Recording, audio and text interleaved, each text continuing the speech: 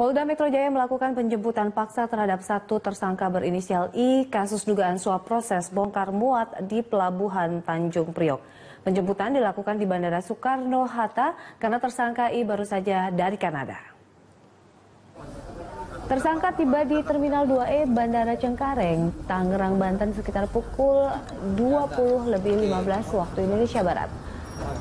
Satgas Polda Metro Jaya mengatakan penjemputan paksa dilakukan karena khawatir yang bersangkutan melarikan diri dan mempersulit proses penyidikan.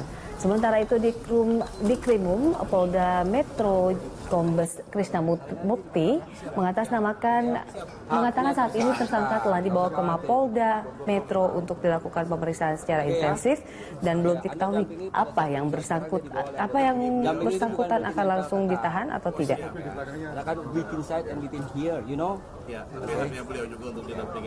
Terus dari awal sampai sekarang sampai akhir didampingi.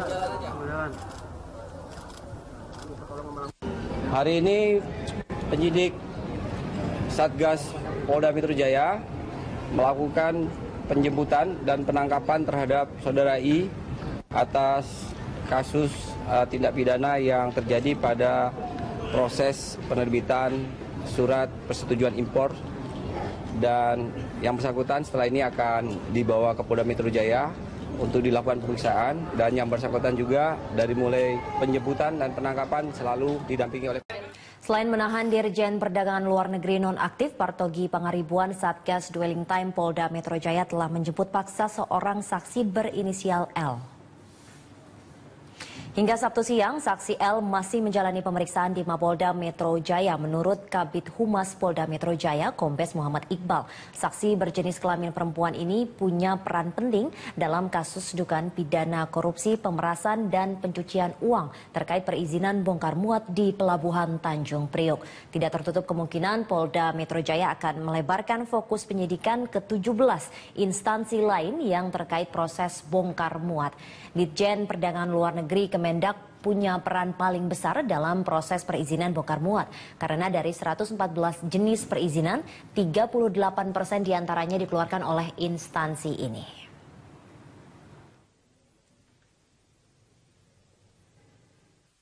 Ada sinkronisasi antara barang bukti yang kita sita dan keterangan saksi yang ada. Sehingga kita cukup yakin, ya, penyidik cukup yakin berkesimpulan menetapkan 4 tersangka ini. Ya, satu saksi L ini sedang kita lakukan proses pemeriksaan. Untuk mengetahui perkembangan terkini terkait pemeriksaan tersangka, kita langsung saja bergabung dengan reporter Erik Himawan dan juru kamera Franciscus Menta serta Indar Mawan langsung dari Polda Metro Jaya.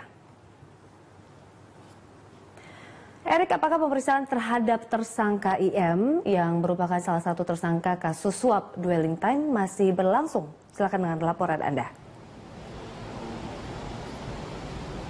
Ya Indri, tadi inisial IA itu tiba di Reskrimsus Polda Metro Jaya sekitar 1 jam yang lalu atau pukul 21 waktu Indonesia bagian Barat. Ya tadi tersangka ini tidak memberikan sepatah kata dan langsung masuk ke ruang penyidikan yang ada di Direktorat Reserse Kriminal Khusus Polda Metro Jaya. Dan tadi juga Direktur Kriminal Umum Krisna Mukti juga tadi sempat memberikan pernyataan kepada wartawan bahwa saat ini tersangka dengan inisial IA ini masih akan diperiksa selama 1 kali 24 jam dan nanti setelah itu baru akan dilakukan penahanan. Dan saat ini jumlahnya ada 4 tersangka yang memang sudah berada di Reskrimsus Polda Metro Jaya, diantaranya adalah Partogi Pangaribuan yang juga adalah Dirjen Perdagangan dari Kementerian Perdagangan, dan juga ada pekerja honorer yang diduga adalah anak buah dari Partogi. Sementara ada satu inisial ME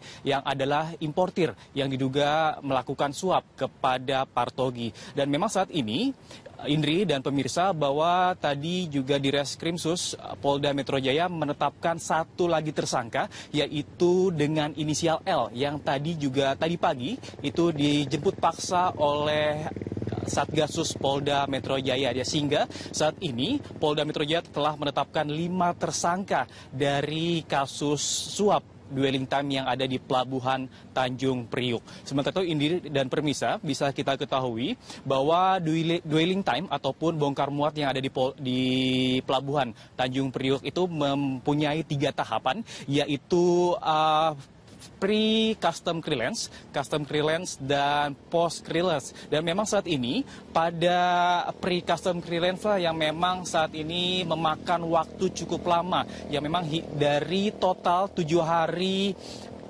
surat-surat izin yang diurus di pelabuhan itu 38% di antaranya itu lama memang berada di custom clearance, yaitu tahap penyimpanan dan penyiapan dokumen peti kemas yang ada di Pelabuhan Tanjung Priuk. Dan Indri dan pemirsa bisa kita ketahui untuk negara-negara berkembang itu bongkar muatnya itu hanya sekitar 1 hingga 2 hari saja. Bahkan di negara Dubai itu diperkirakan hanya 1 jam dari mulai kapal sandar ke pelabuhan dan barang dipindahkan ke truk dan mulai didistribusikan ke seluruh kota yang ada di Dubai. Dan memang ini menjadi perhatian khusus bagi Presiden Joko Widodo memang untuk roda pertumbuhan ekonomi di Jakarta khususnya itu memang 70% berada di Pelabuhan Tanjung Priuk. Dan apabila bongkar muat yang ada di pelabuhan selalu memakan waktu yang cukup lama, tentu ini juga berdampak bagi melambatnya pertumbuhan perekonomian di Indonesia khususnya di Jakarta, Indri. Dan sementara itu bisa kita ketahui saat ini juga Polda Metro Jaya sedang memeriksa inisial IA yang juga tadi dijemput di Bandara Soekarno-Hatta di Terminal 2E. Indri. Ya Erik, apakah Anda mempunyai informasi mengenai kemungkinan tersangka IA akan langsung ditahan?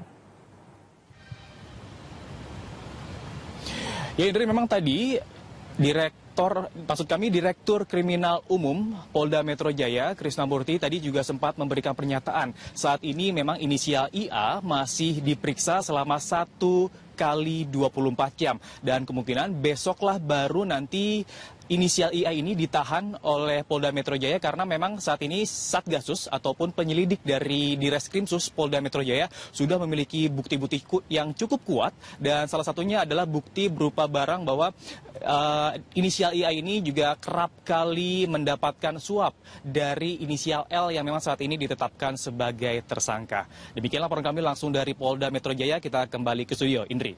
Terima kasih Erik, selamat bertugas kembali. Erik Himawan dan juru kamera Indar Mawan serta Franciscus Menta melaporkan langsung dari Bandara Soekarno-Hatta, Tangerang, Banten. Tersangka kasus bongkar muat Pelabuhan Tanjung Priuk Direktur Perdagangan Luar Negeri nonaktif Partogi Pangaribuan diketahui memiliki sejumlah aset properti, mulai dari rumah tinggal hingga tanah di perumahan Mas Naga, Kelurahan Bintara Jaya, Kota Bekasi, Jawa Barat. 2 dari 4 rumah yang dimiliki oleh Partogi Pangaribuan, Direktur Jenderal Perdagangan Luar Negeri nonaktif, berada di Jalan Gunung Gede 3, Perumahan Mas Naga, Kelurahan Bintara Jaya, Kota Bekasi, Jawa Barat. Kedua rumah tersebut hanya berjarak sekitar 300 meter dari kediaman Partogi. 2 unit rumah yang saling berdekatan ini merupakan rumah milik Partogi Pangaribuan yang kini ditempati oleh orang yang menyewa rumah tersebut. Rumah bernomor A620 dan A621 ini memiliki luas yang sama, yaitu kurang lebih 90 meter persegi, yang diduga merupakan rumah pertama dari Partogi ketika tinggal di perumahan Mas Naga, Bintara Jaya, Bekasi, sekitar tahun 1991 lalu. Dari keterangan warga di perumahan Mas Naga, Kelurahan Bintara Jaya, Bekasi Barat, Partogi Pangaribuan beserta keluarganya dikenal sebagai warga yang kurang bersosialisasi dan berinteraksi dengan warga sekitar. Meskipun keluarga Partogi telah puluhan tahun tinggal di perumahan tersebut. Warga juga mengetahui bahwa Partogi Pangaribuan memiliki 4 aset rumah tinggal serta sebidang tanah yang dijadikan lokasi parkir mobil tepat di samping rumah yang digeledah oleh Satgas Khusus Polda Metro Jaya. Ketiga rumah milik Dirjen Perdagangan Luar Negeri nonaktif tersebut kini dikontrakan. Dan 1 rumah yang ditinggali oleh Partogi beserta istri dan ketiga anaknya, yaitu kediaman yang digeledah oleh Satgas Khusus Polda Metro Jaya Jumat siang. Saya nggak begitu dekat, tapi cuman setahu saya orang lama di sini tahun 91, saya nggak begitu kenal dia lah. Artinya kalau sama-sama orang lama saling kenal. Ya saya anggap dia kurang ini lah, sosialisasi sama tetangga enggak lah. Udah berapa lama Pak keluarga Pak Partogi tinggal? Sebelum tinggal sini dia di belakang rumahnya ada rumah dia juga kan. Oh, punya berapa rumah di sini? Setahu saya ada 2 lagi. 3 oh ada 3. Berarti totalnya ada 4 rumah. Sebelahnya lah halaman kosong dia juga. Dari keterangan warga, harga untuk rumah dengan ukuran lama dan bangunan awal di perumahan Mas Naga ini berkisar 500 juta rupiah. Sedangkan untuk harga rumah yang ditinggali oleh Partogi dan keluarga yang sudah mengalami renovasi kurang lebih bernilai 2 miliar rupiah. Dengan 4 aset rumah tinggal dan sebidang tanah, diperkirakan aset Partogi Pangaribuan di komplek perumahan Mas Naga mencapai 4 miliar rupiah. Agung Daryono, Berita 1, Bekasi, Jawa Barat.